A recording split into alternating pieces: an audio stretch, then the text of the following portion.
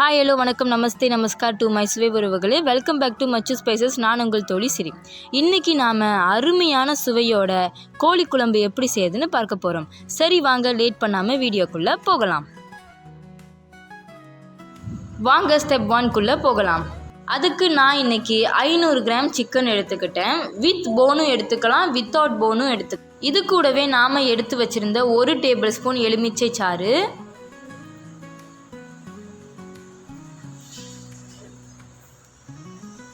1/4 teaspoon மஞ்சள் தூள், 1/2 teaspoon உப்பு. இது எல்லாத்தையும் சேர்த்து அந்த கோழி கூட நல்லா படுற மாதிரி நல்லாவே கலந்து விட்டுக்கோங்க. எல்லா கோழியிலையும் படணும்.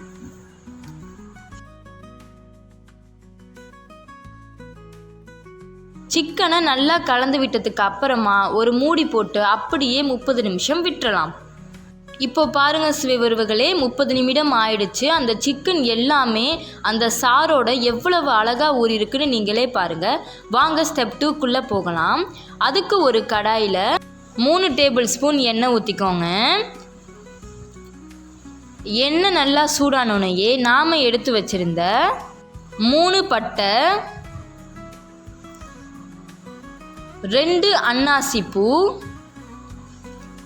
ஒரு 5லேருந்து 6 கிராம்பு பூ, இது எல்லாத்தையும் போட்டு நல்லா கலந்து விட்டுக்கலாம். ஸ்டவ் லோ ஃப்ளேமில் தான் இருக்கணும். ஏன்னா ஹை ஃப்ளேமில் வச்சோம்னா இது எல்லாமே அதிகமாக நிறம் மாறிடும். இது கூடவே நாம் எடுத்து வச்சுருந்த ஒரு பிரியாணி இலையும் சேர்த்துக்கலாம். நல்லா கலந்து விட்டுக்கோங்க சுவை உறவுகளே. பட்டை, அன்னாசி, கிராம்பு பூ, பிரியாணி இலை, இதோட அரோமா எல்லாமே நல்ல நமக்கு ஃபீல் ஆகணும். அந்த ஸ்டேஜில் தான் இது கூட நாம் எடுத்து வச்சுருந்த 1/2 டேபிள் ஸ்பூன் இஞ்சி பூண்டு விழுதை ஆட் பண்ணிக்கணும். நல்லா கிண்டி விடுங்க. அந்த எண்ணெயோட அந்த இஞ்சி பூண்டு விழுது நல்லாவே கரையணும். அந்த இஞ்சி பூண்டு விழுதோட பச்சை வாசனை போகிற அளவுக்கு நம்ம நல்லாவே கிண்டிக்கணும். ஒரு 1லேருந்து 2 நிமிஷம் நம்ம ஸ்டவ்வை லோ ஃப்ளேமில் தான் வச்சு நல்லா கிண்டணும். ஏன்னா ஹை ஃப்ளேமில் வச்சோம்னா அடியில் பிடிச்சிடும். ஸோ அதனால் லோ ஃப்ளேமில் வச்சு மட்டும்தான் கிண்டணும். இப்போ பாருங்கள் சுவை உறவுகளே, அந்த இஞ்சி பூண்டு விழுதோட பச்சை வாசனை போயிடுச்சு. இது கூடவே நான் ஒரு மீடியம் சைஸ் வெங்காயத்தை கட் பண்ணி எடுத்து வச்சுருந்தேன். அதையும் இது கூட ஆட் பண்ணி நல்லா கிண்டி விட்டுக்கிறேன்.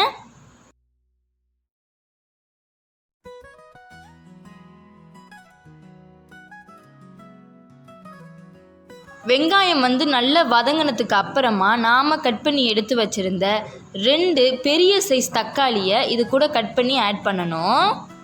இப்போ பாருங்கள் சுவை உறவுகளே, நம்ம தக்காளி ஆட் பண்ணியாச்சு. நல்லா கிண்டி விடுங்க. அந்த வெங்காயமும் அந்த தக்காளியும் நல்லாவே அந்த எண்ணெயில் வதங்கணும். அந்த மாதிரி நல்லா கிண்டி விட்டுக்கோங்க. இது கூடவே நான் எடுத்து வச்சுருந்த ஒரு கொத்து கருவேப்பிலையும் ஆட் பண்ணிக்கிட்டேன். இந்த தக்காளியும் இந்த வெங்காயமும் நல்லா வதங்கிறதுக்காக அது கூடவே ஒரு 1/2 டீஸ்பூன் உப்பும் நான் ஆட் பண்ணி நல்லா கிண்டி விட்டுக்கிட்டேன். நீங்கள் இந்த கோழி குழம்பை வீட்டில் ட்ரை பண்ணி பாருங்கள் சுவைகளே. கண்டிப்பாக உங்கள் எல்லாத்துக்குமே ரொம்ப விருப்பமான லிஸ்ட்டில் இந்த கோழி குழம்பு கண்டிப்பாக இருக்கும். இப்போ பாருங்கள் சுவைகளே, அந்த வெங்காயமும் தக்காளியும் நல்லாவே வதங்கிடுச்சு. இது கூடவே நம்ம மேரினேட் பண்ணி வச்சுருந்த அந்த சிக்கனை நல்ல நார்மல் வாட்டரில் அலசிட்டு நம்ம இதில் ஆட் பண்ணணும். அப்படியே போட்டுறக்கூடாது. நமக்கு அந்த ஜூஸஸ் எதுவுமே வேணாம். நம்ம கோழி நல்லா கழுவிட்டு தான் இதில் நம்ம ஆட் பண்ணணும். இப்போ ஆட் பண்ணி நல்லா கிண்டி விடுங்க. ஸ்டவ்வை ஹை ஃப்ளேமில் வைக்காதீங்க. ஏன்னா ஸ்டவ்வை ஹை ஃப்ளேமில் வச்சோம்னா அடியில் கண்டிப்பாக பிடிச்சிடும். ஸோ அதனால் லோ ஃப்ளேமில் வச்சே கிண்டி விடுங்க. தண்ணி எதுவுமே ஆட் பண்ண வேண்டாம். அதோட ஜூஸே அதில் இறங்கிக்கும். இப்போ இந்த சிக்கன் வேகிறதுக்கு 15லேருந்து 20 நிமிஷம் ஆகும். ஒருவேளை நீங்கள் நாட்டுக்கோழி பயன்படுத்துகிறீங்க அப்படின்னா 25லேருந்து 30 நிமிஷம் ஆகும். இல்லை சிக்கன் எப்படி வெந்துருச்சு அப்படின்னு நீங்கள் என்கிட்ட கேட்டிங்கன்னா அதுக்கும் பதில் இருக்குது சுவை உறவுகளே. அதோட ஜூஸஸ் எதுவுமே வராது. ஓகேங்களா? ஜூஸஸ் எல்லாமே வத்தி இருக்கும். நீங்கள் ஒரு ஸ்பூன் அந்த மாதிரி வச்சு குத்தி பார்த்தீங்கன்னா ஈஸியாக அந்த சிக்கன் உள்ள இறங்கும். இப்போ பாருங்கள், இந்த சிக்கனில் இருக்கிற ஜூஸஸ் எல்லாமே கொஞ்சம் கொஞ்சமாக குறைய ஆரம்பிச்சிச்சு. இந்த ஸ்டேஜில் நான் கட் பண்ணி எடுத்து வச்சுருந்த 3 உருளைக்கிழங்கை இதோட ஆட் பண்ணி நல்லா கிண்டி விட்டுக்கிட்டேன். இப்போ இந்த உருளைக்கிழங்கு வேகிறதுக்கு எடுத்துக்கிறதுக்கான டைம் 5லேருந்து 10 நிமிஷம் ஆகும். ஸ்டவ்வை லோ ஃப்ளேம்லேயே மெயின்டைன் பண்ணிக்கோங்க. ஹை ஃப்ளேமில் வைக்காதீங்க. இது கூடவே நாம் எடுத்து வச்சுருந்த 1/2 டீஸ்பூன் உப்பை ஆட் பண்ணி நல்லா கிண்டி விட்டுக்கலாம். உங்களுடைய அன்புக்கும் ஆதரவுக்கும் ரொம்ப ரொம்ப நன்றி சுவை உறவுகளே. இதே மாதிரி தொடர்ந்து உங்களுடைய ஆதரவை எங்களுக்கு கொடுத்துக்கிட்டே இருங்க. அருமையான சுவையோடும் எளிமையான செய்முறையோடும் நிறைய ரெசிபீஸை உங்களுக்கு கொடுக்க எப்பயுமே மச்சு ஸ்பைசஸ் மறக்காது. இப்போ பாருங்கள் சுவைவர்களே 10 நிமிஷம் ஆயிடுச்சு. அதுக்கப்புறமா நம்ம எடுத்து வச்சுருந்த 2/3 கப் குழம்பு மசாலா தூளை இது கூட ஆட் பண்ணிக்கலாம். குழம்பு மசாலா தூள் ஆட் பண்ண உடனேயே அது கூடவே நாம் எடுத்து வச்சுருந்த 3 கப்பு தண்ணியை ஆட் பண்ணிக்கலாம் சுவை உறவுகளே. நல்லா கிண்டி விடுங்க. அந்த குழம்பு மசாலா தூள் அந்த தண்ணியோட நல்லாவே கரையணும். அந்த மாதிரி கிண்டி விட்டுக்கோங்க. ஸ்டவ்வை மீடியம் ஃப்ளேம்லேயே மெயின்டைன் பண்ணிக்கோங்க சுவை உறவுகளே. இப்போது நமக்கு இந்த கோழி குழம்பு ரெடியாக எடுத்துக்கிற டைம் 25லேருந்து 30 நிமிஷம். ஒருவேளை நீங்கள் நாட்டுக்கோழி பயன்படுத்தினீங்க அப்படின்னா ஒரு 35 நிமிஷத்துலேருந்து 45 நிமிஷம் எடுத்துக்கும். நம்மளுடைய கோழி குழம்பு கொதிக்க ஆரம்பித்ததுக்கு அப்புறமா 1 கப்பு தண்ணியும் 1 டீஸ்பூன் உப்பும் ஆட் பண்ணி நல்லா கிண்டி விட்டுக்கோங்க. உங்களுக்கு கோழி குழம்பு நல்ல திக்காக வரணும்னு நீங்கள் விரும்புனீங்கன்னா ஒரு 5லேருந்து 10 நிமிஷம் கூடுதலாக அதை கொதிக்க விடுங்க சுவை உறவுகளே. இது கூடவே நாம் எடுத்து வச்சுருந்த 1 கப்பு தேங்காய் பாலையும் ஆட் பண்ணிக்கலாம். எதுக்காக இந்த தேங்காய் பால் சேர்க்குறோம்னா சுவை உறவுகளே, நம்மளுடைய உடம்பு சூட்டை அது குறைக்கும்.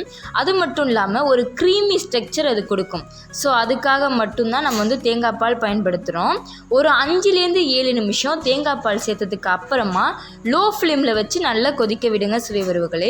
இப்போ பாருங்கள், சுவையான கோழி குழம்பு ரெடி பண்ணியாச்சு. அருமையான சுவைகளோடும் எளிமையான செய்முறைகளோடும் நிறைய ரெசிபிஸ் உங்களுக்காக வெயிட் பண்ணிக்கிட்டு இருக்கு. ஸோ மறக்காமல் எங்கள் சேனலை சப்ஸ்கிரைப் பண்ணுங்கள். வீடியோ பிடிச்சிருந்தா லைக் பண்ணுங்கள். ஃப்ரெண்ட்ஸ் அண்ட் ஃபேமிலி கூட ஷேர் பண்ணுங்கள். நீங்களும் கோழி குழம்பை வீட்டில் ட்ரை பண்ணி பார்த்துட்டு எப்படி இருந்துச்சுன்னு மறக்காமல் கமெண்ட்டில் சொல்லுங்கள். நன்றிகள் கோடி.